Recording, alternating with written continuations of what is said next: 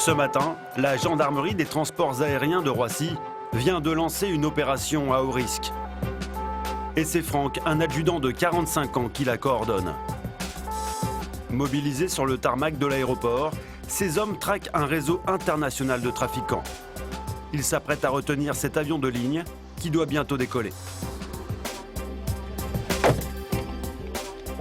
Là, on va faire une reconnaissance bagages. Je sais que certains ont accepté des bagages qui ne leur appartiennent pas. Des colis suspects seraient sur le point d'être embarqués dans la soute de l'appareil. Des valises enregistrées par certains passagers. On va être bien clair. Ce bagage-là, ça vous appartient pas du tout. Autant nous le dire. Est-ce que vous savez le contenu qu'il y a dedans? Non. Voilà. Celui-là, non. Ben ouais. Donc on pourrait mettre de l'herbe de cannabis, de l'herbe ou des armes ou quoi que ce soit. Est-ce que vous comprenez ce que je veux dire? Voilà. Des bagages sans véritable propriétaire. Mais qu'y a-t-il à l'intérieur? J'ai un couteau. T'en as un? S'agit-il d'objets dangereux qui pourraient mettre en péril la vie des passagers? Ça, là? Et l'autre à côté? Ou bien est-il question d'un trafic de marchandises qui quitterait le territoire français au nez et à la barbe des douaniers ou de la police? On a 1, 2, 5 bagages complets qui n'ont pas été reconnus par les passagers. Dans le contexte actuel de lutte absolue contre le terrorisme, comment tous ces bagages sans propriétaire ont-ils pu être enregistrés sur ce vol? Que contiennent-ils réellement? Et représentent-ils une menace pour la sécurité de l'avion et des passagers? Vous allez voir que cette saisie inquiétante est l'aboutissement d'une enquête rocambolesque que la gendarmerie des transports aériens mène tambour battant depuis plusieurs mois. Sur la trace d'un réseau de trafiquants international.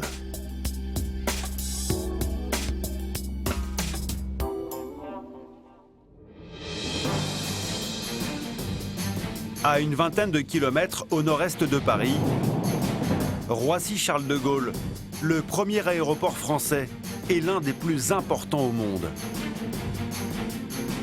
Ces 3 aérogares accueillent chaque année plus de 60 millions de passagers, soit près de 200 000 par jour.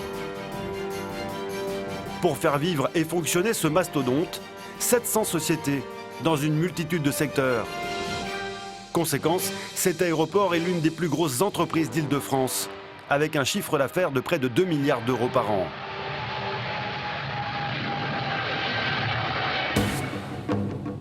Une zone stratégique qui est sous haute surveillance, tout particulièrement avec le plan Vigipirate renforcé depuis les attentats de 2015. Parmi les autorités chargées de la sûreté de l'aéroport, les militaires de la GTA, la gendarmerie des transports aériens. Installés sur place, ils sont notamment responsables de tout ce qui se passe dans les zones interdites au public. La protection des avions, mais aussi la surveillance des bagages et du fret qui transitent chaque jour ici. Pourtant, contre toute attente, cet aéroport ultra sécurisé est la cible permanente de trafics insoupçonnés menés par des réseaux clandestins très difficiles à démasquer. Il est 6 h du matin à la gendarmerie des transports aériens de Roissy. On va faire la surveillance sur l'aéroport. T'oublies pas ton badge? J'ai tout ce qu'il faut. Ça marche. On retrouve Franck, cet adjudant de 45 ans, avec Laurent, son adjoint, 37 ans. Les 2 hommes font partie des 200 gendarmes de la GTA en poste à Roissy-Charles de Gaulle. Allez. 2 enquêteurs chevronnés qui s'apprêtent à effectuer un contrôle de routine dans le terminal 1 de l'aéroport. Ils ne le savent pas encore, mais cette surveillance va rapidement prendre une autre tournure et être le point de départ d'une affaire pleine de rebondissements. Pour ne pas compromettre l'opération, nous les suivons en caméra cachée. On se sépare? Tu fais à quel niveau? En bas? Incognito, habillés en civil comme des passagers. Les 2 gendarmes ont prévu de vérifier l'enregistrement des bagages sur différents points de l'aérogare. Et ils vont se concentrer sur les vols long courriers, là où il y a en général le plus de valises. Laurent, tu devrais rester en bas parce qu'il y a un vol qui nous intéresserait en salle numéro 5. Et Franck a eu du flair, car quelques minutes plus tard, il est rappelé par son collègue. Oui, Laurent. Ouais. Et ce qu'il apprend va bouleverser les plans des enquêteurs. J'ai Laurent, qui est en étage en dessous, a remarqué les agissements de personnes qui paraît un peu surprenant. Son collègue vient de remarquer un étonnant manège, juste devant les comptoirs d'enregistrement. Ouais, c'est là-bas. Tu vois, il y a plein de paquets noirs. Tu vois les sachets noirs qu'il y a là-bas? Ouais. Avec les deux hommes qui sont en train de discuter. Ouais. En plein milieu du hall, des individus proposent aux voyageurs d'emballer leurs bagages avec des rouleaux de papier cellophane pour sécuriser les valises pendant le transport. T'en as compté combien là? J'en ai compté au moins 3, mais là, ici, c'est derrière moi, là, il y en a pas mal et je sais pas qui fait quoi, parce que je les ai pas vu emballer là. Des emballeurs clandestins en quelque sorte. Dispersés un peu partout, ils semblent plutôt bien organisés et se font clairement rémunérer pour leur service. Étonnamment, les échanges d'argent se font aux yeux de tous. Pour les gendarmes, cela s'apparenterait à du travail au noir. Une scène à peine croyable. Sans comptoir, il n'y a pas d'uniforme et ils sont payés directement à la main par des passagers, ils versent directement l'argent. C'est comme un service en fait, ils emballent leur bagage avec du scotch autour. C'est surprenant parce qu'ils font ça quand même devant tout le monde, devant les agents d'escale, les services d'aéroport de Paris et même devant la société qui est accréditée pour faire l'emballage, quoi. Je suis sidéré. Car emballer des bagages à la sauvette est strictement illégal. Une seule société a l'autorisation officielle. Elle paye une redevance annuelle pour avoir des comptoirs dans l'aérogare et doit respecter des normes de sécurité. Mais aujourd'hui, ces employés se retrouvent au chômage technique. Je m'aperçois que sur les emplacements de cette société-là, il n'y a aucune personne qui vient prendre leur service, quoi. Les enquêteurs prennent cette affaire très au sérieux. Et en y regardant d'un peu plus près, un détail va attirer leur attention. On peut voir la différence entre ceux de la société qui est mandatée par ADP pour faire l'encombrement, c'est que leur film plastique est de couleur rouge, rose, hein, enfin plus rouge clair, quoi. Et là, je m'aperçois que c'est du film transparent blanc, voire noir.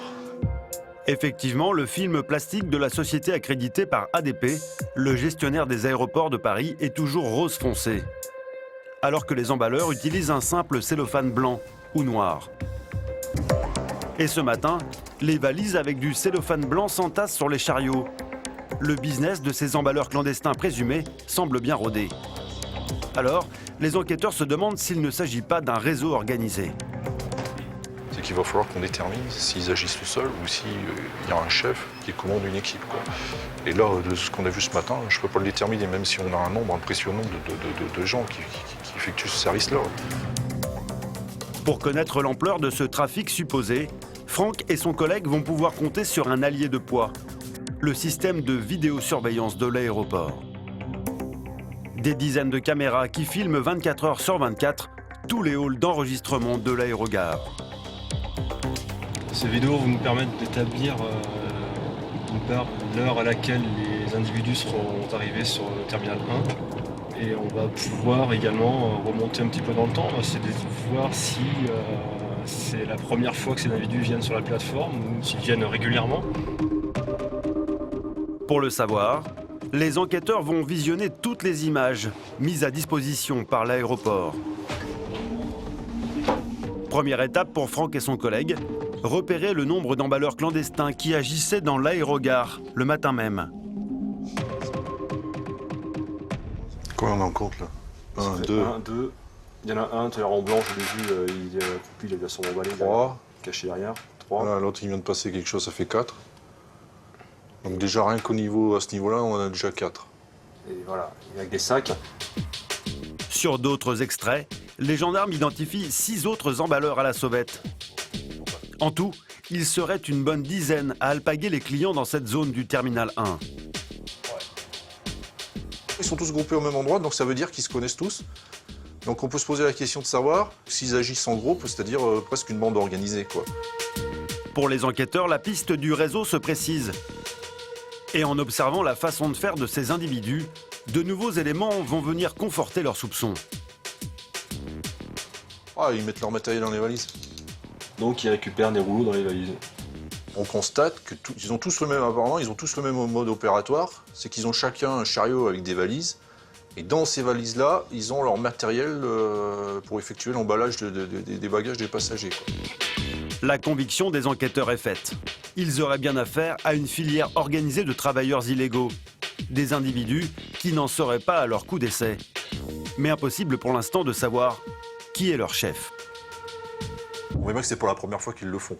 Donc effectivement, on peut se mettre dans l'idée que ça fait plusieurs fois qu'ils viennent sur l'aérogare.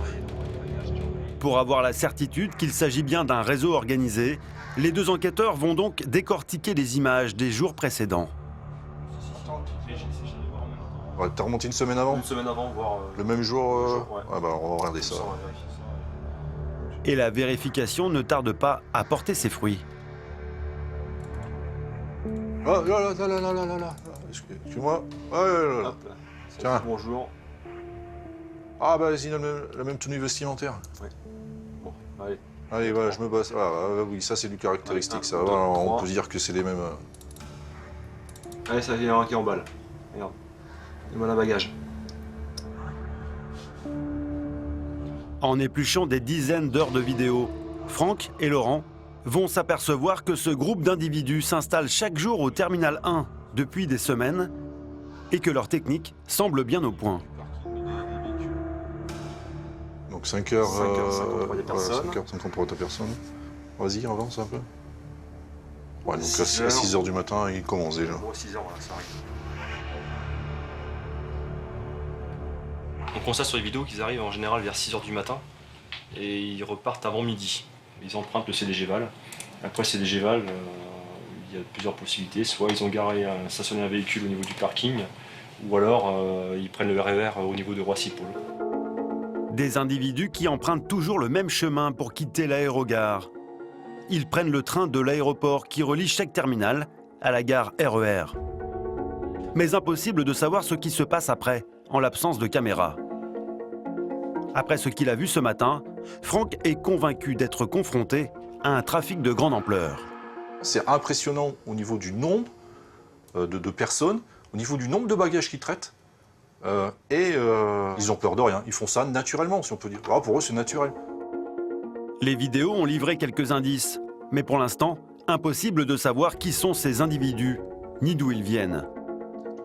Alors, pour en apprendre davantage, les gendarmes comptent interroger ceux qui le côtoient tous les jours, les employés de l'entreprise accréditée pour emballer les bagages.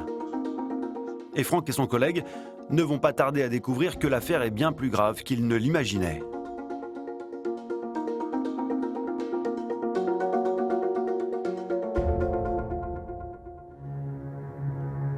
Deux jours plus tard, à la gendarmerie des transports aériens de Roissy.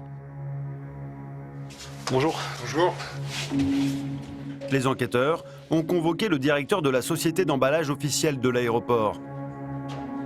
Il est accompagné par un employé qui travaille sur l'un des comptoirs du terminal 1. Asseyez-vous, asseyez-vous. Le chef d'entreprise est ravi que les gendarmes s'intéressent à son affaire, car il aurait alerté l'inspection du travail quelques mois plus tôt, sans résultat. Il ne faut pas travailler. Ils se mettent littéralement sur nos points de vente des fois pour emballer. Ils viennent prendre les clients dans la file d'attente. Des délinquants qui auraient fait de l'aérogare leur territoire. Et pour la société qui facture 10 € pour emballer un bagage, les pertes d'argent seraient déjà colossales. Concrètement, vous avez chiffré tous les mois, vous êtes en perte, vous avez estimé une perte? Là, on estimé pour janvier, février, on estime à 20 000 €. 20 000 € par... Oh, d'accord. Début 2014, je me souviens, on faisait sur les 100, 120 bagages du matin. Et aujourd'hui, on se retrouve des fois à 7, 8 bagages, pas plus. Donc, La société tourne aujourd'hui au ralenti, mais continue à payer une taxe élevée pour rester dans l'aéroport. Et il y a plus inquiétant encore. C'est une perte de chiffre d'affaires et c'est surtout d'un point de vue sécurité pour nos salariés. C'est un certain problème, parce qu'ils se font harceler, ils se font intimider. J'ai des femmes qui sont faites suivre en fin de service dans les ascenseurs, sur les parkings, une forme d'intimidation. Ouais. Oui, on a une qui avait porté plainte pour menace de mort. Et il y a des personnes qui refusent purement simplement d'aller travailler là. Mais ça... Au niveau du terminal 1, Des individus visiblement agressifs qui agiraient en totale illégalité. Le chef d'entreprise attend avec impatience une intervention des gendarmes. C'est révoltant. C'est révoltant parce que nous on s'est battus pour avoir un contrat avec l'aéroport, on a investi énormément dans nos points de vente, dans la formation de notre personnel.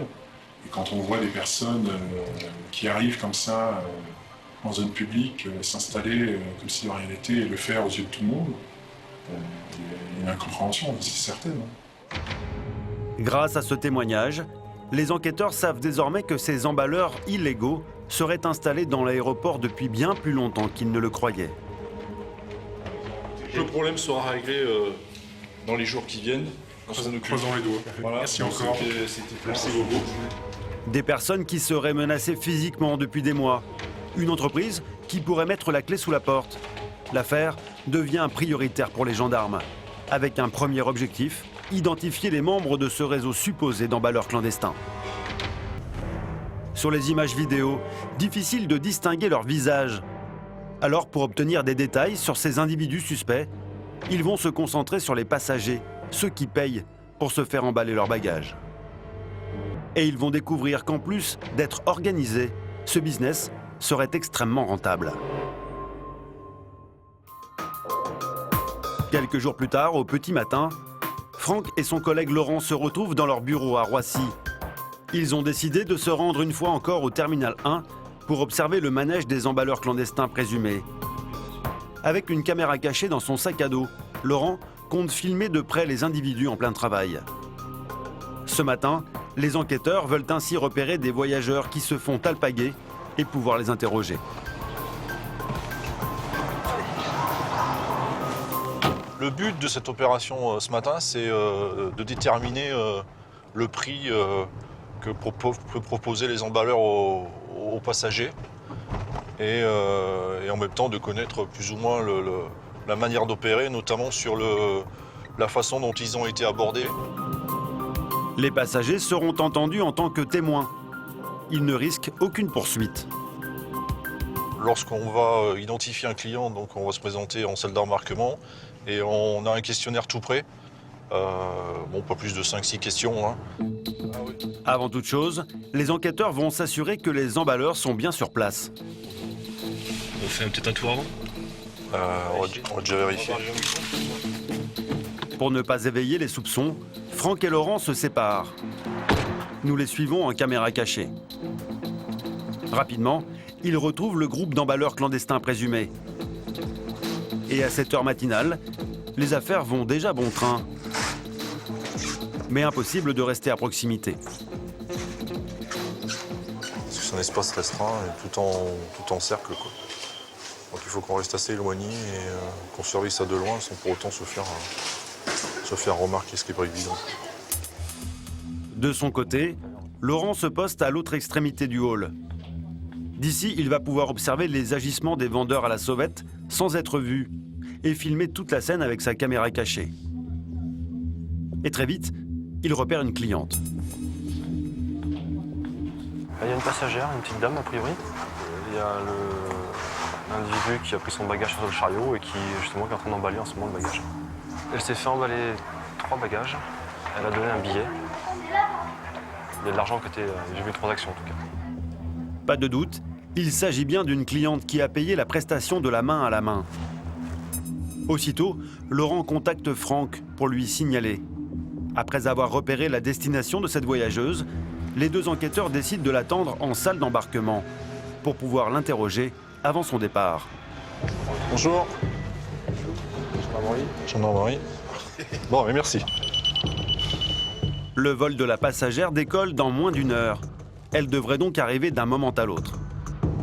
Les enquêteurs se dirigent tranquillement vers la porte d'embarquement. Et tout à coup... Ah, c'est la dame. Bonjour, gendarmerie. On est dans une enquête judiciaire. Voilà, sur du travail qui est effectué à l'intérieur de l'aéroport. Ok, on vous a suivi depuis le début. Et on s'intéresse sur les personnes qui emballent les bagages avec le film transparent. D'accord ? D'accord. Voilà. on sait que vous, ils vous ont fait des bagages. Ils vous en ont emballé 2 ou 3. On peut se mettre à part, déjà. On vous fera pas rater l'avion, ne vous inquiétez pas. Première étape, rassurer la passagère et la mettre en confiance pour qu'elle suive les gendarmes sans réticence. Franck et son collègue espèrent bien obtenir des informations précieuses sur leur suspect. Et ils le savent, ils n'ont que peu de temps. La personne vous a accosté, comment s'est présentée à vous? Comme une société de service? Il m'a dit, c'est nous qui emballons, voilà. Déjà qu'il m'a dit, après, D'accord. c'est la première fois que je ne me suis pas trop posé de questions. Des emballeurs à la sauvette qui se font passer pour des travailleurs officiels dans l'aéroport. Et au fil de la discussion avec la jeune femme, les gendarmes récoltent de nouveaux éléments sur le mode opératoire. Et au départ, il vous a proposé un tarif ou... Le tarif, ça a été en bas, peut-être que quand je suis arrivé avant l'embarquement, il m'a parlé de 7 € la valise. 7 € la valise, soit 3 € de moins que la société accréditée. Dans ces conditions, pas étonnant que l'entreprise officielle n'ait plus de clients. Et parfois, les tarifs pratiqués sont encore plus bas. Donc combien vous avez payé alors, en réalité? 10 €. Donc 5 € le bateau.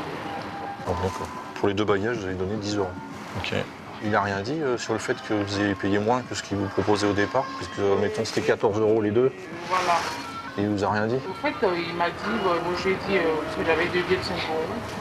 J'ai dit, D'accord. J'ai juste cette moyen. Ça ne l'a pas dérangé, ça l'a pas dérangé. Ça l'a pas dérangé. Son avion ne va pas tarder à partir. Il faut mettre fin à l'interrogatoire et lui faire signer sa déposition. Merci beaucoup. Au revoir. Les gendarmes connaissent désormais le prix facturé par les vendeurs à la sauvette. Mais combien de bagages traitent-ils par jour? Pendant que Franck continue d'auditionner des passagers, son collègue Laurent va tenter d'estimer leurs recettes journalières. Direction la zone de tri des bagages, là où les valises transitent avant d'être chargées dans l'avion. Ici, c'est relativement intéressant parce que ces individus ne peuvent pas nous voir. On peut compter tranquillement les bagages qu'ils sont en train de faire. Et on les verra descendre et arriver sur le carrousel et on n'a plus qu'à les compter. On aura un chiffre exact sur la quantité de bagages qu'ils peuvent effectuer. Parfaitement positionné, l'enquêteur va comptabiliser tous les bagages emballés avec du cellophane blanc ou noir, utilisés par les travailleurs illégaux. Car souvenez-vous, les bagages emballés par la seule société accréditée dans l'aéroport sont, eux, emballés avec un film étirable rouge. Les minutes passent, les bagages affluent, et les premiers résultats sont sans appel. Alors actuellement, nous sommes à 36 bagages sous le film étirable et aucun bagage de la société autorisé à le faire. C'est quand même un nombre assez important de bagages, 36 bagages en 20 minutes. C'est quand même assez énorme comme agent. Sachant que c'est 5 ou 7 € le prix du bagage, on peut faire le calcul, c'est quand même assez important. En 20 minutes, c'est rentable. 250 € environ en seulement 20 minutes. Si ça continue, la société accréditée par l'aéroport n'aura plus qu'à fermer boutique. Là, on peut dire, vu les chiffres, ils sont en train de prendre le marché, quoi. Effectivement, il y a une concurrence totalement déloyale par rapport à la société autorisée à le faire. Ils font ça sur place, ils ne payent pas de charge, c'est tout bénef pour ces individus. Hein. Ce matin, les gendarmes ont repéré que les vendeurs à la sauvette ciblaient un vol en particulier, à destination de l'Afrique. Toutes les valises concernées sont maintenant arrivées en zone de tri. Pour l'enquêteur, c'est l'heure du bilan. Voilà, on arrive à la fin du vol. Là, au total, sur 263 bagages, on a eu 136 bagages traités par nos individus là-haut. Un bagage sur 2 a été emballé par les travailleurs clandestins présumés. À raison de 7 € par valise, la recette de la matinée s'élèverait à plus de 900 €. Selon les enquêteurs, l'addition pourrait atteindre jusqu'à 12 000 € par semaine. De retour au bureau, Laurent veut exploiter sans attendre les images tournées avec sa caméra discrète. Car souvenez-vous, ce matin, l'enquêteur a pu se positionner à proximité des prétendus vendeurs à la sauvette afin de pouvoir reconnaître leur visage. En passant, on visionne toutes nos vidéos. Et puis il y a peut-être des photos, des images qui nous intéressaient. Quand ils vont emballer des bagages, lorsqu'ils seront peut-être regroupés, on verra, je vais visionner tout ça, puis prendre toutes les photos qui m'intéressent. Grâce à ces images, Laurent espère pouvoir isoler plusieurs visages, ce qui était impossible avec la vidéosurveillance de l'aéroport. Une étape essentielle pour la suite de l'enquête. On va s'habituer à les voir, on aura des photos sous des angles différents de ces personnes. Et puis quand on sera dans le terminal, on pourra les reconnaître vraiment plus facilement. On se posera moins de questions. Pour la première fois, les gendarmes disposent de plusieurs clichés de leurs suspects. Mais les enquêteurs le savent, le plus dur reste à faire, mettre un nom sur ces visages. Qui sont les membres de ce réseau présumé qui sème le trouble dans l'aéroport? Pour le découvrir, les gendarmes vont mettre en place une stratégie bien particulière. Organiser des surveillances quotidiennes. Un petit nombre de personnes, ça en fait combien?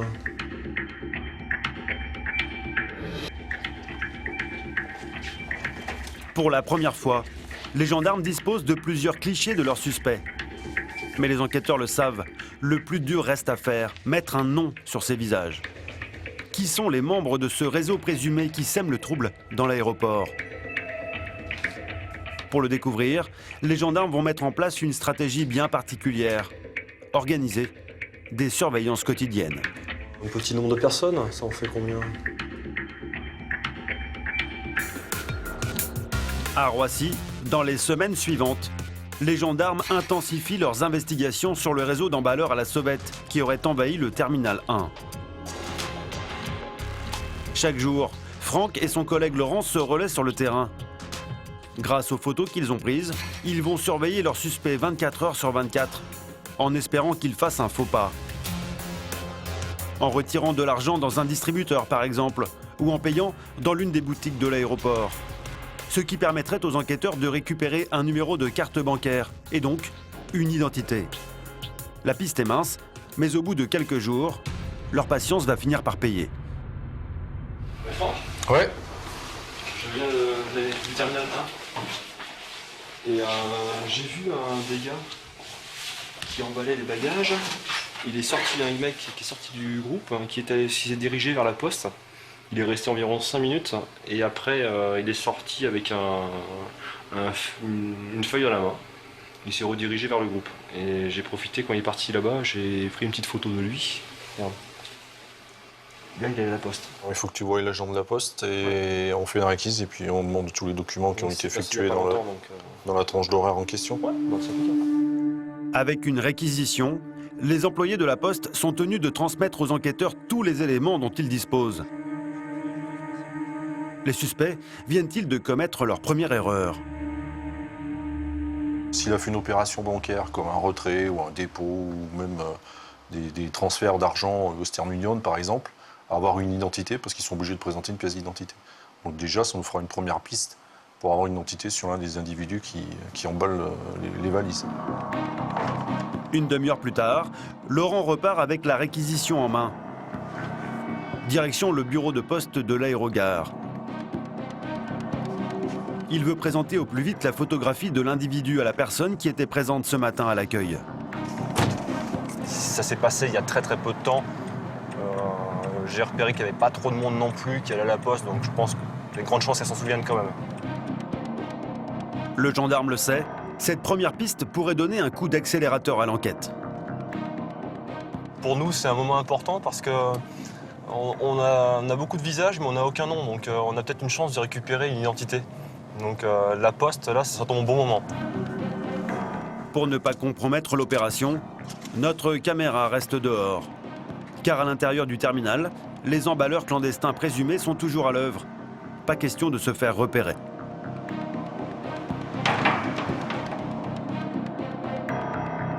Une demi-heure plus tard, Laurent réapparaît, le sourire aux lèvres. Voilà, c'est une super nouvelle. La personne de la poste se souvenait très bien de cet individu. Il est venu, en fait, il a touché de l'argent, il a récupéré de l'argent par un Western Union. Donc c'est une bonne nouvelle, au moins une identité, quoi. C'est parfait. Après plusieurs semaines d'investigation, les gendarmes disposent enfin d'un nom dans cette affaire. L'enquête vient de connaître une avancée considérable. Laurent est pressé de partager cette bonne nouvelle avec son collègue. Oui, t'es revenu? Eh oui, à s'en souvenir. Le nom de la personne qui est venue à la poste, c'est celui-là? C'est le bénéficiaire, c'est lui. Maintenant, on a le nom, on va pouvoir le passer, au TAJ. Déjà, on va voir s'il est connu. Le TAJ, le traitement des antécédents judiciaires. Un fichier qui regroupe tous les auteurs d'infractions. Si l'individu est fiché, Laurent en saura un peu plus sur lui.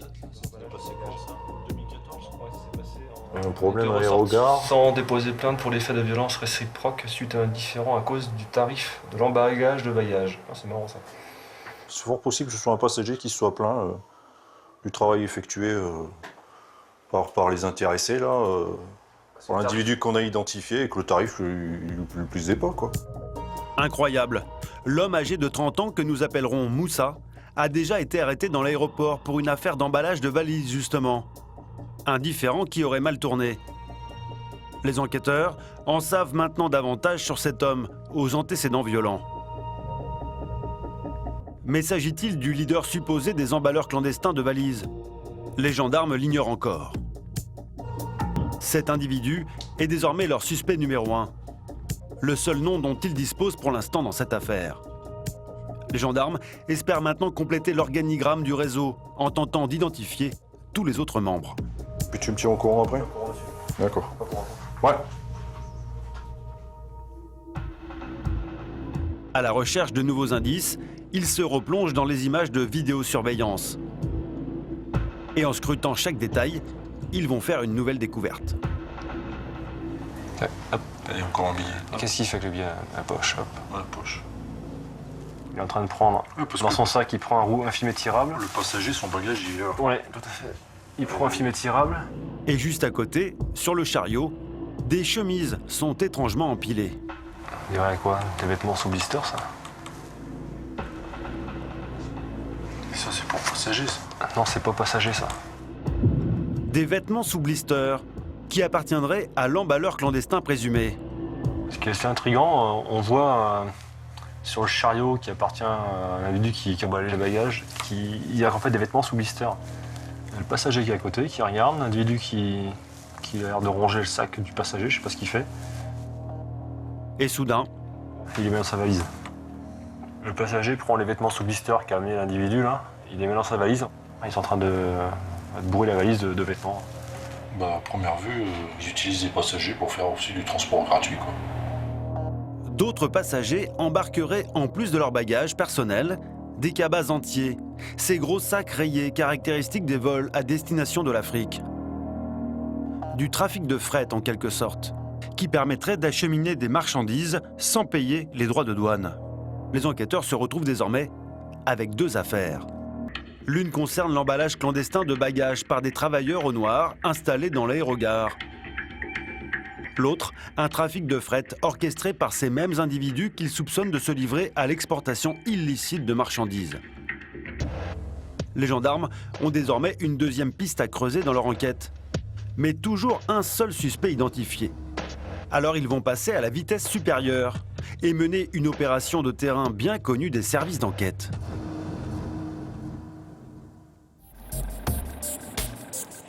Le lendemain, à Roissy, Franck et son collègue, Laurent, prennent la direction du terminal 1. Aujourd'hui, pour faire progresser l'enquête, ils ont prévu de prendre en filature le groupe de prétendus vendeurs à la sauvette. La filature va nous permettre, si jamais ils viennent avec des véhicules, d'identifier les véhicules avec les numéros d'immatriculation et par le numéro d'immatriculation d'identifier le propriétaire des véhicules. Grâce aux vidéosurveillances, les gendarmes savent que les emballeurs clandestins supposés quittent l'aéroport en empruntant le CDG Val, le train qui relie le terminal à la gare RER. Les enquêteurs pensent que leurs suspects descendent au terminus, à l'arrêt Roissy-Pôle. On émet l'hypothèse, nous, à notre niveau, qu'ils peuvent s'arrêter sur Roissy-Pôle parce que c'est là où il y a le plus de moyens de locomotion, comme le RER, les bus d'Île-de-France ou un véhicule qui peuvent venir les chercher carrément sur la gare RER de l'aéroport. Une fois arrivés au terminal 1, Nous nous rééquipons de notre caméra cachée. Laurent reste sur place pour surveiller les vendeurs à la sauvette et prévenir Franck dès qu'ils quitteront l'aérogare. Ouais, c'est Laurent. C'est pour te dire qu'ils sont tous en bas. Ils sont là. Je suis discret, je bouge pas, je me fais pas voir parce qu'ils passeront devant moi de toute façon. Et je les verrai forcément passer. Franck, de son côté, va se poster à Roissy-Paul en empruntant le train de l'aéroport justement. 10 minutes plus tard, il arrive à destination. Dès qu'ils partent, tu me donnes le feu vert et tu me dis combien ils sont. Le gendarme cherche un emplacement stratégique. Il se positionne finalement en hauteur pour observer tous les passagers qui descendent du train et pouvoir repérer rapidement les emballeurs quand ils arriveront. De son côté, Laurent continue à surveiller les suspects. Mais visiblement, aujourd'hui, ils ont décidé de faire des heures supplémentaires. On a mis une fourchette entre 11h et 11h30, mais 11h30, ils ne sont toujours pas partis. Est-ce qu'ils ne vont pas rester encore plus longtemps que prévu? On va bien voir. Après 1 heure d'attente, la patience des gendarmes est finalement récompensée. Ouais, Laurent, tu me dis, il y en a 5 qui partent là. Ça marche. Ça y est, 5 individus sont montés à bord du CDG Val. Franck se tient en alerte.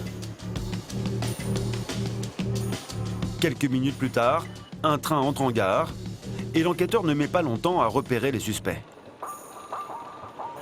Ils arrivent, ils sont avec le caddie avec les 2 sacs sud-africains. Ils prennent des escaliers au bout là-bas. À peine arrivé, le groupe d'emballeurs présumés se sépare. Franck décide de suivre ces 3 individus qui se dirigent vers la sortie. Et en passant à côté d'eux, il va immédiatement reconnaître cet homme en veste orange. Il s'agit de Moussa, le vendeur à la sauvette que les enquêteurs ont réussi à identifier et qui pourrait être le leader du groupe. Très vite, les suspects se dirigent vers un parking situé derrière cet hôtel. Ils sont rentrés. Je vais essayer de les attendre à l'extérieur pour les prendre en photo. Comme Franck l'imaginait, les emballeurs présumés sont partis récupérer un véhicule. C'est une bonne nouvelle pour l'enquête. Il n'y a plus qu'à attendre pour repérer leur plaque d'immatriculation.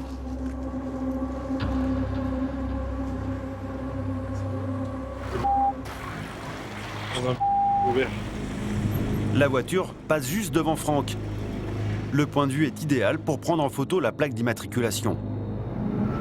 Exactement ce qu'il recherchait. Ce matin, notre filature a été très positive. On a identifié un véhicule avec un numéro d'immatriculation. Donc ça va nous permettre de connaître le propriétaire.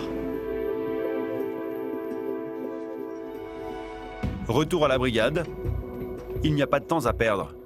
Les gendarmes veulent aussitôt analyser les photos du fameux véhicule vert. On a le numéro là. Ok. Donc, tout leur matos est dans la voiture et puis les 3 sont montés dedans. Mais à qui appartient cette camionnette? Les enquêteurs espèrent qu'ils vont pouvoir trouver un deuxième nom dans cette affaire.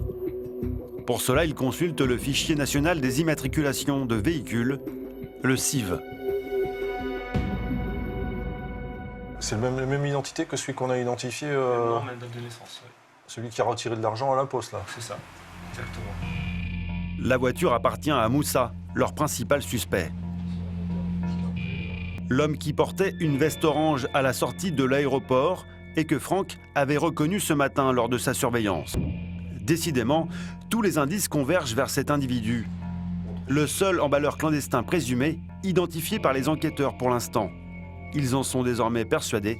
Il s'agirait de la tête pensante de toute cette organisation. Donc effectivement, cet individu nous intéresse. Dans ce sens, on va faire un peu de recherche sur Internet, voir ce qu'on peut trouver sur lui. Et les 2 gendarmes vont tomber sur un élément plus que troublant. Et aurait créé. Cette personne a créé une société qui s'appelle Fret, dont sa domiciliation c'est à Clichy. Et son activité déclarée, c'est commerce de gros non spécialisé. Du Du commerce de gros, comme par hasard. Un indice de plus qui conforte les enquêteurs dans leur hypothèse. Ces emballeurs clandestins se seraient spécialisés dans l'exportation de marchandises. On va vérifier cette adresse.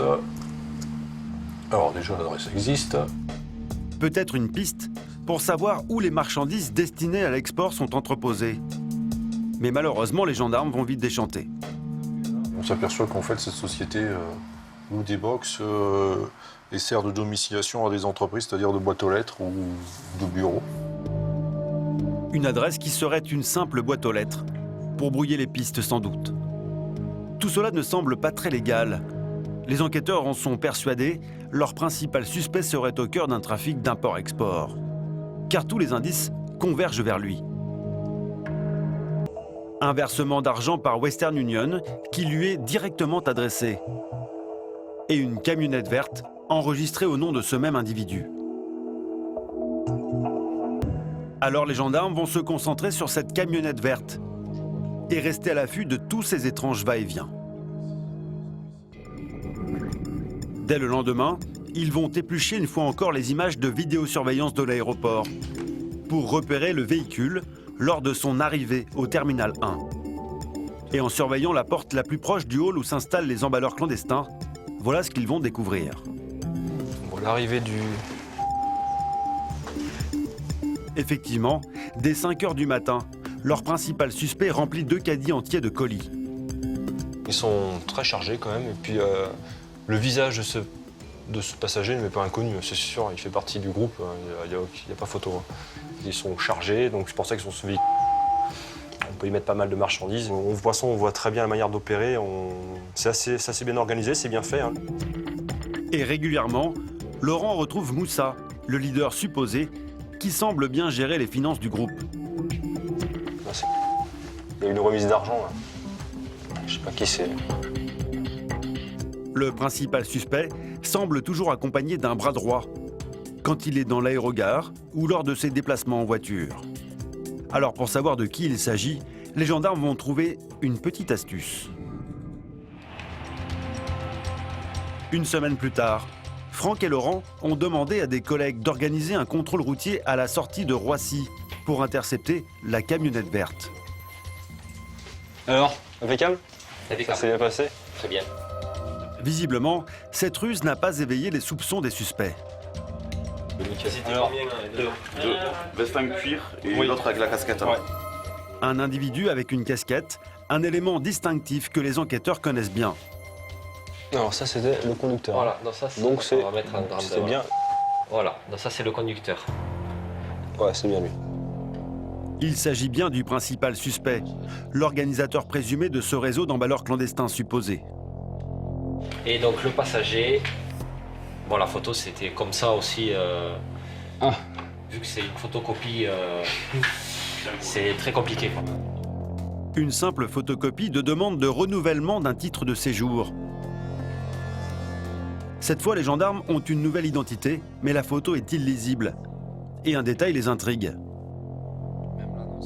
Tu vois, même là, c'était plié, donc là, t'as pas de numéro de dossier. Bon, c'était comme ça. Les suspects semblent tout faire pour compliquer la tâche des enquêteurs.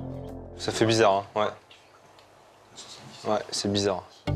S'agirait-il d'un document frauduleux? C'est le tampon, là. J'ai l'impression que c'est une photo qui est rajoutée. L'individu contrôlé par les gendarmes correspond-il au nom mentionné sur cette photocopie de mauvaise qualité? Pour en savoir plus, Franck et son collègue Laurent vont devoir regagner leur bureau au plus vite pour poursuivre leurs recherches. Salut, merci. À la prochaine. Les deux enquêteurs vont contacter les services de la préfecture qui ont le dossier du passager du véhicule. Pour savoir si ce document photocopié, remis aux gendarmes, était bien à lui. C'est le passager qui nous intéresse, on va se fixer un peu sur le passager, voir qui il est, si on le connaît dans nos fichiers. Et puis par rapport à la photo, on va essayer d'avoir d'autres renseignements sur lui. Quelques instants plus tard, retour dans les bureaux de la GTA. Les deux gendarmes vont solliciter officiellement la préfecture. Voilà, on va récupérer le dossier complet et puis on aura une copie, je pense, couleur correcte du visage de la personne. Et on verra si c'est bien des personnes que l'on voit sur l'aéroport. Et au bout d'une heure, l'enquêteur reçoit sa réponse. Donc là, on a une photo complètement exploitable, bien visible. Et sa tête, rien qu'à le voir, oui, effectivement, il fait partie des individus. Ça, j'en suis persuadé. Pour en avoir le cœur net, Laurent consulte aussitôt le dossier où sont répertoriées toutes les photos accumulées au fil des semaines d'enquête. Ça, c'est lui. C'est lui. Voilà, je savais que... Vous n'avez pas de doute là? Ah, j'ai aucun doute. On est plus flou cette photo, mais il est juste à côté de... L'homme contrôlé ce matin par les gendarmes et le principal suspect semblent inséparables. Il serait manifestement l'un des piliers du groupe d'emballeurs clandestins présumés. Il est ici, avec des billets dans la main. Désormais, les enquêteurs disposent de 2 identités précises. Moussa, le suspect numéro 1, le leader présumé. Et un deuxième individu, fortement soupçonné d'être son bras droit. Et ce n'est pas tout. Car lors du contrôle routier de la matinée, les gendarmes ont vu partir certains emballeurs à bord d'un deuxième véhicule. Une voiture grise dont les enquêteurs ignoraient l'existence. La surveillance a été plus que bénéfique puisque du coup on peut identifier un deuxième véhicule. Donc nous avons, voyons là, avec un numéro d'IMAT. Alors, quel serait le rôle de cette nouvelle voiture dans le trafic des emballeurs clandestins présumés? À qui appartient-elle? Après vérification rapide dans le fichier national, les enquêteurs disposent d'un nom et d'une photo. On a l'identité du propriétaire du véhicule, d'origine camerounaise. On a son adresse. C'est pas un individu qu'on surveille sur les regards. Là, comme ça, non. Il ne me dit rien. Un homme qui ne figure apparemment pas sur les images de vidéosurveillance de l'aéroport. Est-ce que c'est vraiment le propriétaire du véhicule qui vient sur le terminal 1 ou est-ce qu'il prête son véhicule à une tierce personne? Et ça va devenir pour nous assez intéressant de connaître vraiment l'identité exacte de la personne qui vient au terminal 1. Alors, donc on fera ça, on a d'autres investigations à faire sur cette maintenant. Les gendarmes veulent à tout prix savoir qui était au volant de cette voiture, mais pas seulement. Je pense que ce qu'il va falloir qu'on fasse maintenant, c'est vraiment de les suivre pour savoir où ils habitent, réellement. Là, ça devient important. L'objectif pour les enquêteurs, découvrir l'éventuel repère des emballeurs, là où ils entreposeraient leurs marchandises avant de venir les écouler sur Roissy. Mais les choses ne vont pas tout à fait se passer comme prévu. Dès le lendemain, Franck et son collègue Laurent décident de partir en filature, à bord de ce véhicule banalisé. Ils se rendent près du parking où les emballeurs clandestins présumés ont l'habitude de stationner pendant leur travail au terminal 1. On va essayer de se mettre proche de la sortie pour prendre en filature un des 2 véhicules, le premier qui sortira. Car souvenez-vous, lors d'une surveillance, Franck avait repéré un parking près de la gare RER où les suspects semblent avoir leurs habitudes. Après des mois d'enquête, les gendarmes connaissent parfaitement le manège quotidien des emballeurs. En général, ils quittent toujours l'aéroport à ces heures-là. Donc, on n'a plus qu'à patienter un tout petit peu. Aujourd'hui, pour eux, c'est un peu l'opération de la dernière chance. Car ils le savent, bientôt, ils devront mettre fin à leur surveillance et stopper net l'activité des emballeurs qui sévissent sur l'aéroport. Une demi-heure plus tard, un véhicule bien connu quitte enfin le parking pour s'engager dans la circulation. Hop. On a une, Direction 1, tout droit. Il s'agit de la voiture grise, le deuxième véhicule utilisé par les emballeurs clandestins présumés. Franck se lance aussitôt à sa poursuite, pas question de se faire distancer. À l'heure actuelle, c'est le seul moyen qu'on a pour connaître leur véritable adresse. Grâce à cette filature, les gendarmes comptent repérer les lieux en vue des perquisitions à venir. Car à terme, ils espèrent pouvoir saisir de la marchandise au domicile des suspects. Mais soudain... Il tourne? Oui, il tourne. Où ça? Il a pris à droite. Sur les regards? Oui, dans les regards. Au lieu de quitter l'aéroport, le conducteur fait demi-tour. Qu'est-ce qu'il vient faire ici après? Ah, il va peut-être chercher les bagages. Hein. Le véhicule va-t-il récupérer du matériel d'emballage ou de la marchandise? Vient-il chercher des complices? La voiture qu'on a suivie s'arrête au terminal 1, il a pris côté taxi, on attend qu'il sorte. Là, il va sortir là. Regarde, il va sortir là. Les enquêteurs se postent discrètement à la sortie du terminal 1. Mais difficile pour eux de pouvoir surveiller toutes les voies d'accès à l'aérogare. La surveillance se complique. Le filoche, c'est pas facile parce que faut jouer avec ce qu'ils font. En plus de ça, il faut qu'on fasse par rapport à la configuration des lieux pour les suivre ou pour les surveiller. Et là encore, une nouvelle fois, on n'a aucune visu. Quelques minutes plus tard, coup de chance. La voiture grise quitte le terminal sous leurs yeux. Franck la prend aussitôt en chasse. Mais bizarrement, le véhicule s'arrête quelques mètres plus loin, ici à gauche sur le côté. Les emballeurs cherchent-ils à semer les gendarmes? Jusqu'à maintenant, on s'est rendu compte que les intéressés sont assez méfiants, notamment quand ils quittent l'aérogare. Finalement, la voiture grise réapparaît et la filature peut reprendre. Pendant une demi-heure, les enquêteurs restent à distance, en essayant de ne pas perdre le véhicule des yeux. Voilà, devant, là. Sur la fenêtre de gauche, j'ai l'impression. Ouais, c'est pas simple avec le flot de circulation. Tout en faisant attention, on va pas occasionner un accident, là. Mais très vite, à l'approche de la capitale, le trafic s'intensifie. C'est au petit bonheur la chance, surtout dans le périph' parisien, avec tous les axes de sortie, toute la circulation. Je la vois plus. Alors on l'a perdu de vue. Je la vois plus. Pas de chance aujourd'hui, les enquêteurs doivent rebrousser chemin. La filature, c'est un bonus de plus, une enquête. Hein. Mais bon, ça marche ou ça marche pas. Et là aujourd'hui, malheureusement, ça n'a pas marché. Cette affaire commence à mettre les gendarmes à bout de nerfs. Après plusieurs mois d'investigation, leur enquête patine. Ils ont obtenu 2 identités, mais aucune adresse précise pour localiser leurs suspects. Ils ont de nombreuses photos et vidéos des emballeurs clandestins supposés. Mais rien de plus qui permette d'identifier les autres membres de ce réseau de présumés trafiquants. Les preuves matérielles sont minces pour confondre les suspects. Désormais, l'urgence est de stopper leur trafic. Car à l'approche de l'été, les voyageurs vont bientôt affluer en masse dans l'aérogare.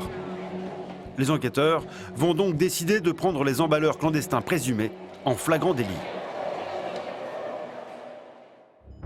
Une semaine plus tard, à la gendarmerie des transports aériens, c'est l'effervescence. Toutes les brigades sont sur le pied de guerre.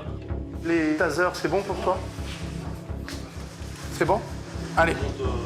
Après plusieurs mois d'enquête, les gendarmes ont monté une opération d'envergure pour interpeller les emballeurs clandestins présumés qui séviraient dans l'aérogare. Ils espèrent les prendre en flagrant délit d'emballage de valises. Et tu vas être avec Xavier, d'accord? On va être en liaison radio. On fait comme ça? On fait comme ça, ouais. C'est bon? Pour aider Laurent, Bruno, un capitaine de 50 ans ici à gauche, va diriger l'équipe du PSIG, le peloton de surveillance et d'intervention de la gendarmerie nationale. Une unité spéciale capable d'intervenir dans les situations les plus risquées. Ces hommes permettront de quadriller la zone publique de l'aéroport. Il y a des vacanciers, il y a des gens qui viennent pour prendre leur avion, donc on ne peut pas se permettre de bloquer tout l'aéroport et tout ce secteur. Donc on va faire un système on va créer une bulle autour de nos objectifs, et à partir de là, tout ce qui va sortir de cette bulle, les gens vont être contrôlés, filtrés, pour éviter que ces personnes-là nous échappent. Sur le terrain, une 50aine d'hommes seront déployés pour que l'opération se déroule le plus rapidement possible. Et surtout, sans le moindre accroc. Au top, on boucle l'ensemble de la zone. Car dans ce périmètre d'intervention, le risque principal, c'est d'affoler les voyageurs, de provoquer un mouvement de panique. L'opération doit donc être cadrée au millimètre près. Le directeur d'enquête et ses adjoints nous diront, nous diront, celui-là nous intéresse, celui-là ne nous intéresse pas. Et puis, on contrôle tout ce qui sort de cette bulle. Voilà. C'est bon? C'est parti. Les gendarmes n'auront que quelques minutes pour appréhender les suspects dans l'aérogare. Arrivés sur place, toutes les équipes sont sur le qui-vive. Moi, j'ai 30 mètres à faire pour arriver sur le site. Le PSIC va sécuriser la zone. Laurent, de son côté, lance le top départ pour l'intervention. Nous les suivons en caméra cachée.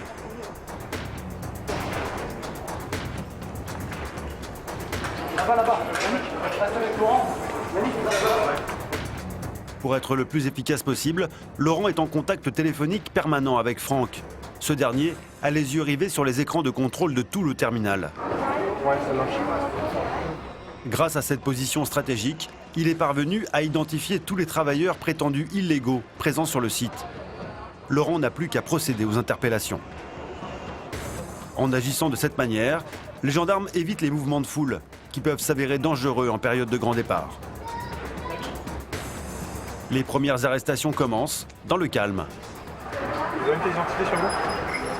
Cet homme en t-shirt rouge a été vu en train d'emballer des bagages. Il va devoir s'en expliquer. En quelques minutes, tous les suspects doivent être appréhendés. L'objectif, ça, Laurent? Il est où? Lui, il veut se barrer là. Cet homme en chemise blanche impeccable ressemble à un simple voyageur. Et pourtant, c'est l'une des cibles des enquêteurs. Il s'agit de l'homme identifié par les gendarmes grâce à un contrôle routier. Celui qu'ils considèrent comme le numéro 2 de l'organisation. Vous connaissez ça? C'est quelqu'un, ça? On est venu ce matin avec. Vous l'aviez avec? Non, bien sûr. Il y a une sacoche. Il y a une sacoche en bas de oui. Le suspect affirme que ses bagages ne sont pas les siens. Pourtant, les enquêteurs le savent grâce aux vidéosurveillances. C'est bien avec ces deux grosses valises noires et cette petite valise bleue posée juste à côté que l'homme est entré dans l'aérogare en début de journée.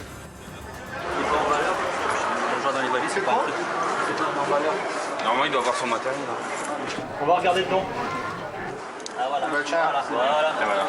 Laurent! 3 énormes rouleaux de film plastique. De quoi emballer des dizaines de valises. Les enquêteurs pensent tenir la preuve que l'homme fait partie des emballeurs du terminal 1, même si le principal intéressé continue de nier. Vous êtes venu avec ce matin? L'homme est immédiatement conduit au poste de gendarmerie. Mais l'intervention est loin d'être terminée, car de l'autre côté du terminal 1, les collègues de Laurent ont fait eux aussi une belle prise. Cet homme en chemise en jean semble lui aussi au-dessus de tout soupçon, et pourtant, il a été pris en train de se débarrasser des rouleaux de film plastique dans la poubelle. Il matérialise l'infraction. Quand il emballe les bagages, il va penser pouvoir échapper au contrôle. Qu'est-ce qu'on fait? Ça sert à emballer les bagages. C'est que vous emballez les bagages. On va l'embarquer avec nous. D'accord. Son matériel. Allez, fermez la valise s'il vous plaît, monsieur. L'homme d'origine togolaise est lui aussi conduit au poste. Et comme ces deux suspects, 2 autres personnes vont également être interpellées par les gendarmes. Cet homme en tenue traditionnelle et celui avec le chapeau.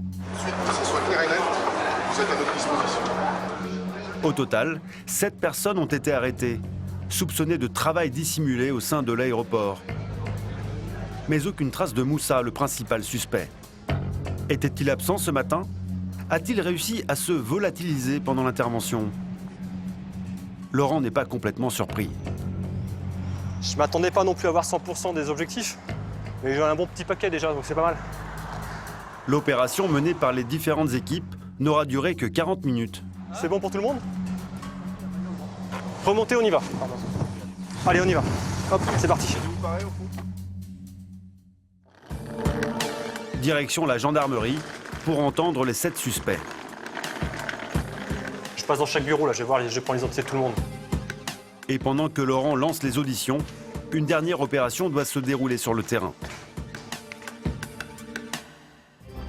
C'est Franck qui va la diriger. Direction le tarmac de l'aéroport de Roissy-Charles de Gaulle. L'enquêteur compte rattraper tous les bagages emballés ce matin par les suspects qui viennent d'être interpellés. L'endroit est ultra sécurisé. Seules les personnes habilitées ont le droit d'entrer dans cette zone très protégée. Cet énorme avion à destination du Cameroun est prêt à partir. Mais Franck et ses collègues vont l'immobiliser pour pouvoir contrôler tous les bagages. C'est des opérations qui sont faites dans l'urgence.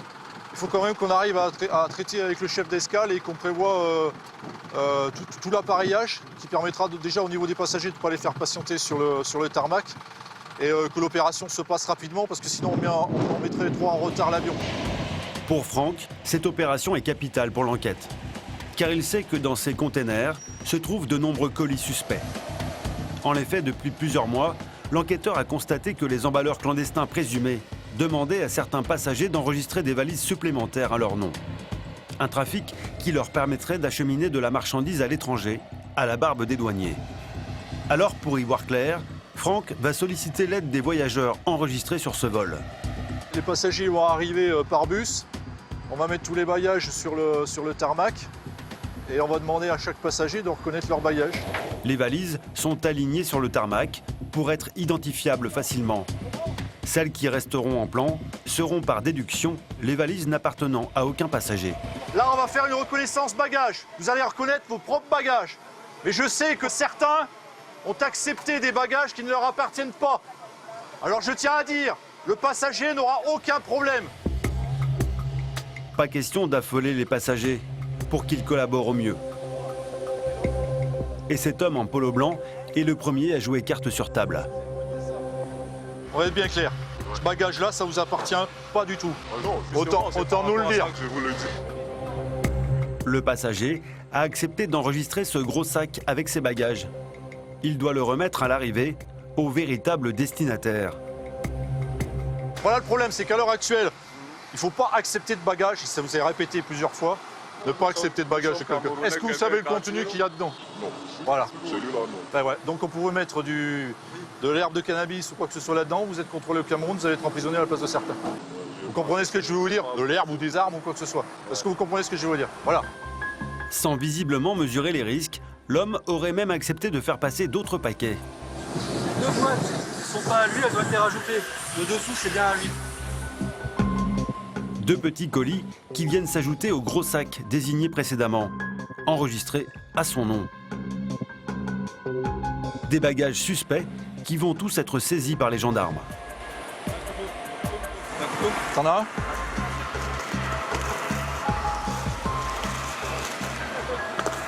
Ça là? Et l'autre à côté? Qui c'est qui vous l'a remis? Vous pouvez me donner une description ou pas? Si je vous montre des photos, vous seriez capable de les reconnaître? Ouais, peut-être. Il n'y en a pas pour longtemps, venez. Grâce aux multiples surveillances effectuées au fil des semaines, les enquêteurs disposent des photos de tous les suspects. L'homme pourrait ainsi identifier l'un de ceux qui feraient passer de la marchandise à l'étranger. Lui, il ne portait pas une casquette, un chapeau, un signe particulier? Non? Non, ça vous dit rien là? Non. Ok. Prudent, le passager affirme ne connaître personne sur les photos. Il va repartir avec une simple mise en garde, comme promis par l'enquêteur. Les bagages suspects, quant à eux, restent avec les gendarmes comme pièce à conviction. Il a accepté ça d'une des personnes qu'on a interpellées ce matin. Et comme il avait un paquet de bagages à envelopper, donc ils lui ont fait un tarif parce qu'ils lui ont pris ces 2 colis et qu'il a mis ça dans ses bagages. Donc ça prouve bien encore que les gens, malgré tout, ils acceptent des choses qui ne leur appartiennent pas et qu'ils mettent ça dans un avion et ils ne savent pas du tout le contenu dedans. Au fil des minutes, les bagages sans propriétaire s'accumulent sur le tarmac. Les emballeurs présumés auraient manifestement plus d'un tour dans leur sac pour convaincre un maximum de passagers de transporter leurs marchandises. Il a fait l'emballage gratuit à partir du moment où elle travaille ici. Là. Le fonctionnement de ce petit trafic présumé est peu à peu mis au jour. L'emballage de valises gratuit contre l'enregistrement d'un bagage supplémentaire envoyé à destination. Un élément de plus sur le mode opératoire des emballeurs. Ouais, bon dis-moi, là on a fini connaissance bagages pour les passagers là. Au total, 5 gros bagages et 2 petits colis n'avaient pas de propriétaire officiel. L'opération est un succès. L'enquêteur peut maintenant autoriser le décollage de l'avion à destination du Cameroun. Voilà, c'était à faire, on l'a fait, ça a été positif à ce niveau-là. Et maintenant, on va le laisser partir avec tous les passagers en question. Vous êtes content, ça a été une bonne matinée? Ouais, pour l'instant, je suis satisfait. Après, on verra de ce que vont nous dire les intéressés en question lors de leur garde à vue. Franck compte bien utiliser tous ces bagages comme éléments de preuve pour faire parler les suspects. Et vous allez voir que les auditions vont lui permettre de faire avancer considérablement son enquête.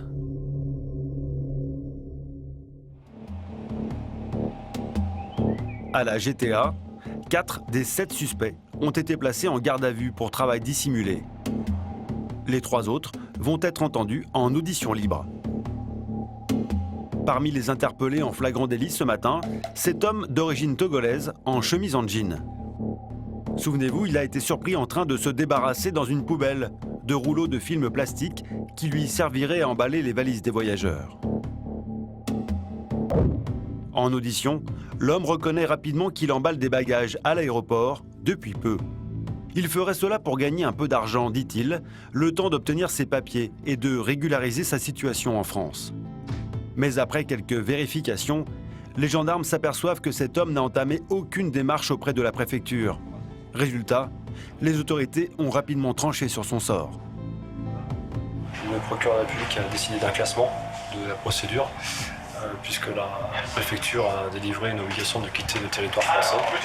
Et donc ce monsieur va être amené après au centre de rétention administratif pour retourner dans son pays. Avec l'audition de ce suspect, les enquêteurs n'ont eu aucun élément nouveau sur le réseau d'emballeurs présumés de Roissy. Pourtant, ils espèrent bien faire la lumière sur cette affaire qui dure depuis des mois. Pour cela, des moyens considérables ont été déployés.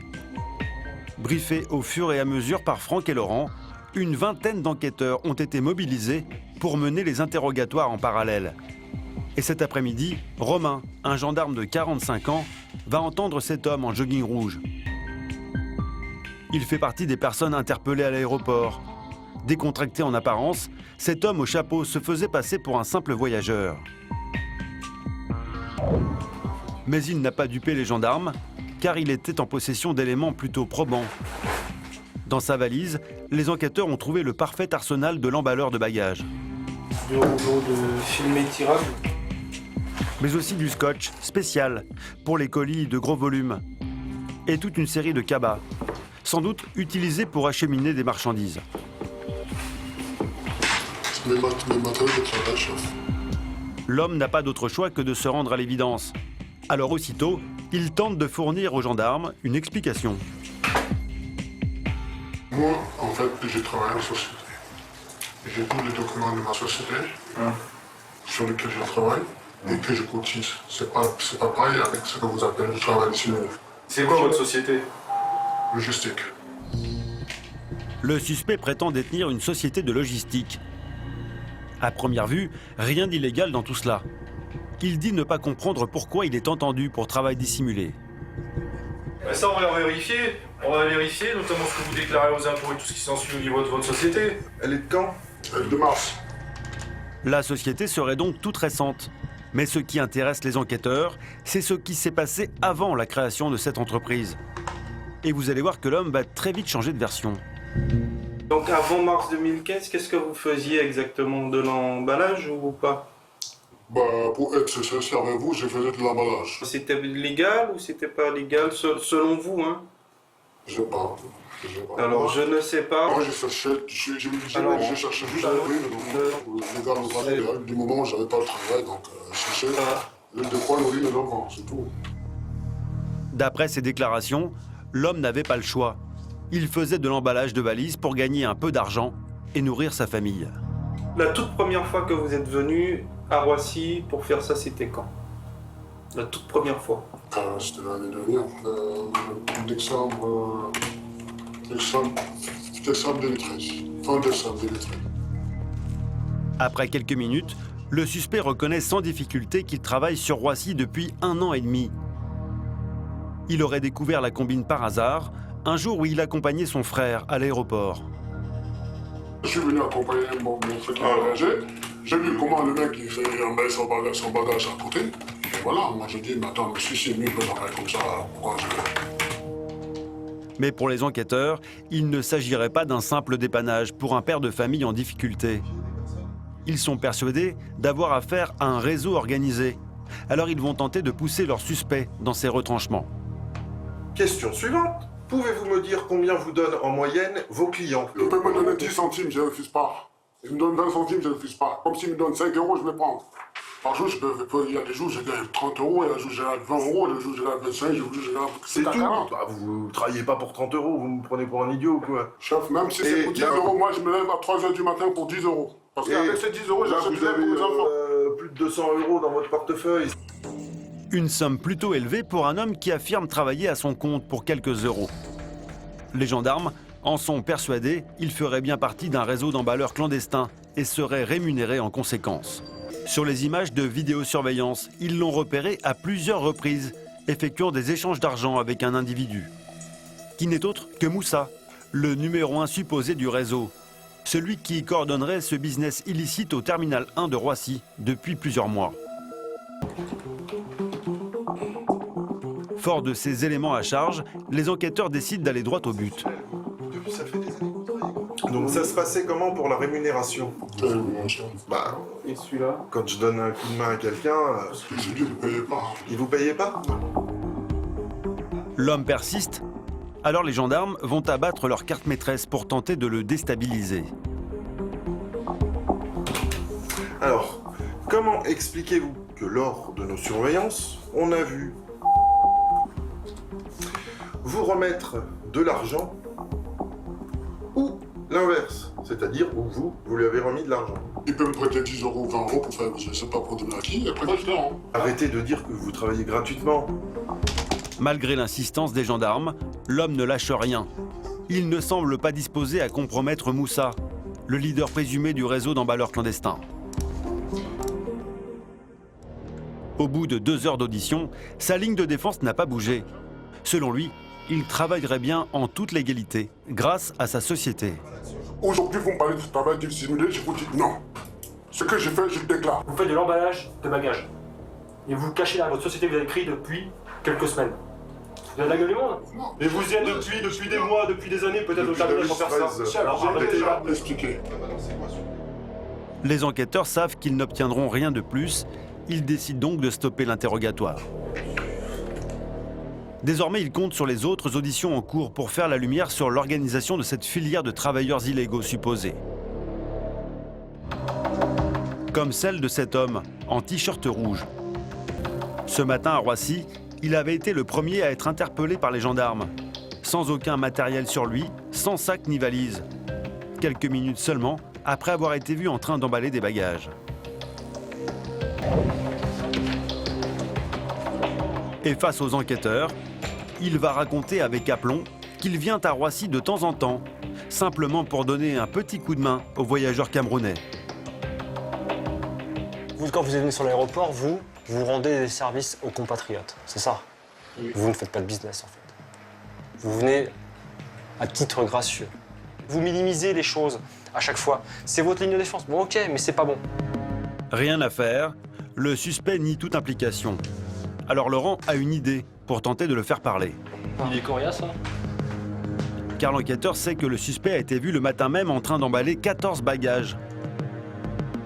Son collègue Franck a tout observé depuis les écrans de vidéosurveillance.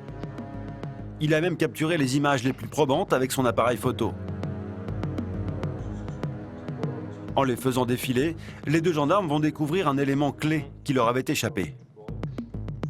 Ah tiens, remonte. Bouge pas. La valise rose. Ah voilà. Appartient Et ben voilà. Sur cette photo, on aperçoit l'homme en t-shirt rouge en train de fouiller dans une valise et sur son caddie juste à côté sont empilés plusieurs rouleaux de film plastique. Manifestement, cette valise est à lui et il avait tout le matériel nécessaire pour travailler, contrairement à ce qu'il prétend depuis le début de sa garde à vue. Alors, Laurent compte aussitôt soumettre au suspect sa dernière trouvaille. On a retrouvé votre valise. J'ai envie de voir. Bon, c'est bien la vôtre. Oui. C'est marrant ça, vous aviez pas de valise jusqu'à là? Et qu'est-ce qu'il y a dedans? Des sacs et du film. Des sacs et... Voilà. L'homme ne peut plus nier l'évidence. Il comprend que les enquêteurs ont de nombreux éléments contre lui. C'était bien vous. D'accord. C'était bien moi. Ouais. Malgré ces preuves, le suspect ne livre aucun détail sur le mode opératoire du réseau d'emballeurs présumés. Alors les gendarmes commencent à s'impatienter et le ton va monter. Alors vous minimisez votre rôle, dis donc, fortement. Hein. Il va falloir changer de politique au niveau de vos auditions, parce que ça va pas passer comme ça. Ah, vous nous prenez pour des jambons. Ne pas me dire que vous venez une fois par semaine ou une fois par mois, c'est pas vrai, ok? Dites pas que vous ramassez très peu d'argent et que c'est souvent vos amis que vous connaissez ou les gens que vous... Non, vu le nombre de personnes que vous avez fait ce matin, c'est pas des amis, c'est pas des copains, c'est pas machin. Ouais, alors stop. Ouais, d'accord. Décidément, cet homme donne du fil à retordre aux enquêteurs. Il est soupçonné d'être un emballeur très actif. Alors, comme il habite à proximité de l'aéroport et que le temps est compté, les gendarmes décident d'aller perquisitionner son domicile. En espérant découvrir des éléments sur le trafic supposé de marchandises, l'autre volet de leur enquête. Une opération qui va se révéler très fructueuse. Le suspect habite à quelques kilomètres dans une cité du Val d'Oise. Avec l'autorisation du juge qui suit le dossier, les enquêteurs vont pouvoir fouiller son appartement. Ils espèrent trouver des éléments probants pour comprendre son rôle au sein du réseau d'emballeurs clandestins présumés. En arrivant sur place, nous filmons en caméra cachée pour rester discret. L'homme habite dans cet immeuble et à cette heure-ci, il sait que sa femme et sa fille sont à la maison. Hop, attendez. Hop. C'est quelle porte? Les gendarmes prennent toutes les précautions pour que l'opération se déroule dans le calme. Bonjour madame. Bonjour. C'est la gendarmerie. On peut entrer s'il vous plaît? Merci. Sans voix, la femme du suspect semble très surprise de revoir son mari dans de telles circonstances. On va commencer. À la recherche du moindre indice, les enquêteurs vont passer chaque pièce au peigne fin, à commencer par le salon. Belle thé. L'homme semble avoir un train de vie confortable, alors qu'il affirme ne tirer aucun bénéfice financier de l'emballage de bagages. Vous avez la facture du Mac? Pas de facture? Mais sur la table, un peu plus loin, un papier attire soudain l'attention du gendarme. Western Union, au Cameroun. Le suspect recevrait des fonds envoyés depuis son pays d'origine. Un procédé que les gendarmes ont découvert au fil de leur enquête. Cet argent alimenterait-il un trafic de marchandises?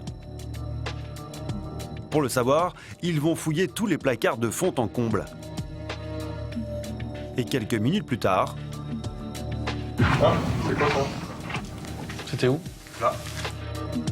Dans cette penderie, bien cachée dans un caleçon, ils découvrent une grosse somme d'argent. Des dollars. Du billet violet et toutes les couleurs. Ok, bon ben on va compter ça tout de suite. Une liasse de billets, plutôt suspect. 13, 14, 15. 15 fois 20. 20 fois 50. 20 fois 50. 7 fois 100. Un billet de 500. 2500 € en liquide, mais pas seulement. 4 billets de 100 $ américains. 22. 22 billets de 20 $. Et d'autres billets en petites coupures, soit plus de 1000 $ en tout. Un total de près de 3500 €, une belle saisie pour les enquêteurs. Cet argent proviendrait-il du travail illégal d'emballage effectué à l'aéroport? Est-ce qu'il y a d'autres choses comme ça dedans? On va gagner du temps, quoi. Effectivement, en poursuivant leur fouille, les gendarmes vont encore trouver du liquide. 450 € dans un tiroir de la chambre à coucher. Ainsi que d'autres devises étrangères et quelques francs CFA. Manifestement, les emballeurs se feraient payer dans toutes les monnaies pour arranger le client. Et c'est in extremis, au bout d'1 heure et demie de perquisition, que les enquêteurs vont faire leur plus belle découverte. En passant à la loupe tous les dossiers et les documents qu'ils trouvent, ils vont tomber sur un simple bout de papier qui les intrigue. On a découvert un document sur lequel il y a un compte Il compte combien d'argent il gagne avec l'envoi de sacs, avec le poids des sacs. Une vraie comptabilité. Une vraie compta.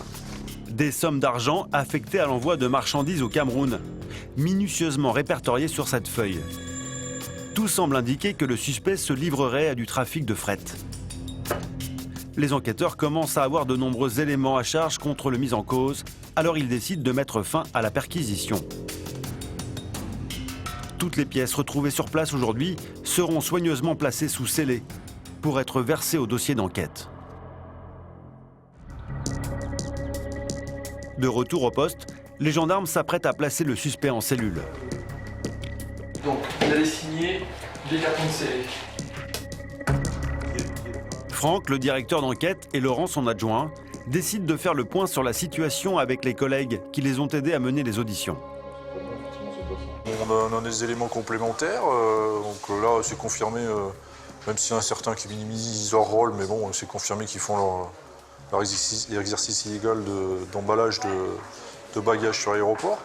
Et en plus de ça, tous les soupçons qu'on avait au départ de faire partir du matériel par le biais des passagers, du matériel pour le Cameroun, voilà, ça se confirme au fur et à mesure de nos auditions et de ce qu'on va découvrir. Effectivement, à l'abri des regards, les gendarmes ont déballé tous les sacs suspects saisis le matin même sur le tarmac de l'aéroport. Des paquets remplis de marchandises qui partaient vers l'Afrique pour y être vendus. Et pour confirmer ce deuxième volet de l'enquête, une audition va s'avérer capitale. Contre toute attente, c'est l'un des individus entendus en audition libre qui va livrer de nouveaux détails. Et cette fois, il est ouvertement question d'exportation de marchandises. Est-ce qu'il y a une autre chose qu'on peut amener en Afrique et vendre? C'est un parmi d'autres, il y a les ordinateurs, il y a les pâtes antifrice, il y a l'algorithme qu'on amène qui se fabrique ici. C'est du business? Non, franchement. Bah oui, vous envoyez des produits pour qu'ils les revendent là-bas. C'est eux qui envoient leur argent. Donc si on peut aider la famille dans ce cas-là, je ne pense pas que... Cet homme en habit traditionnel ne comprend pas où est le problème. Selon lui, il ne ferait que rendre service en envoyant des produits au pays. Et en toute légalité, affirme-t-il. Est-ce que vous faites une déclaration en douane pour ces objets? Oui, oui. Ouais. Donc on présente ça à la douane ici. Ils remboursent la TVA. Ils remboursent la TVA. Et vous avez des documents comme ça? Avec vous? Et ici, non. Vous en avez à la maison? Oui. J'ai deux la rue. L'enquêteur est sceptique. Mais comme l'homme parle facilement, il voudrait surtout en profiter pour savoir s'il est en contact avec les prétendus emballeurs de Roissy. Car il en est persuadé, cet individu n'agit pas seul.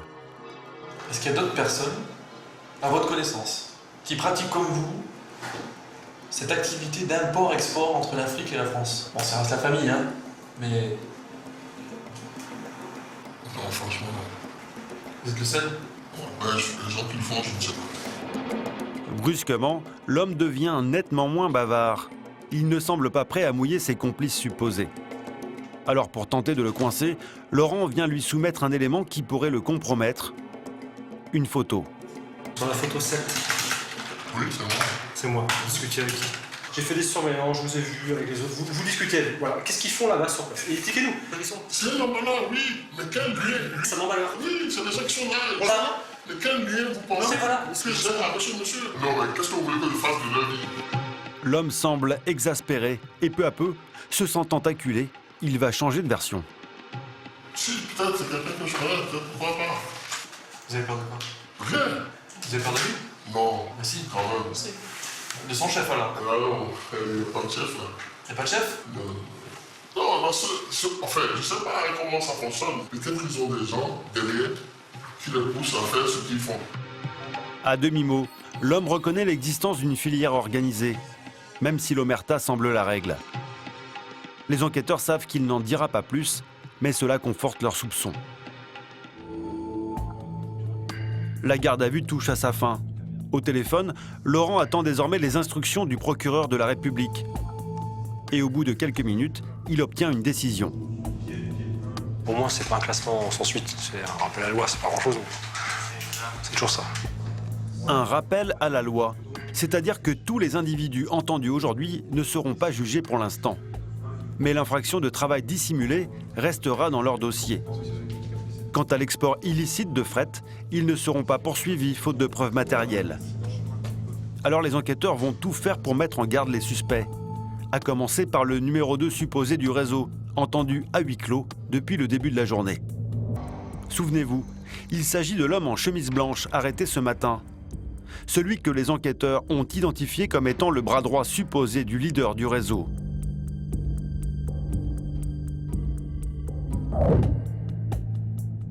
Tout au long de sa garde à vue, le suspect a cherché à se dédouaner. Même si c'est pas moi qui décide, hein. Oui, mais ce matin, il a fait des bagages. Ce matin, il a emballé des bagages. Ce matin, si le procureur dit vous saisissez ce qu'ils ont gagné aujourd'hui, on saisit. Hein. L'homme semble décontracté. Il ose même réclamer son argent. Mais Franck va lui faire comprendre qu'il peut risquer gros. Depuis le mois de septembre, on vous surveille là-dedans. Votre exercice est illégal au niveau de l'emballage et le fait aussi de faire partir du matos là-bas par le biais des passagers au Cameroun. Ok, ça aussi, c'est illégal. Ok, le but du jeu, c'est de stopper l'infraction. D'accord, et de vous dire, attention, si éventuellement la prochaine fois on recommence, là, ça, on n'en parlera pas la même chose. On est d'accord?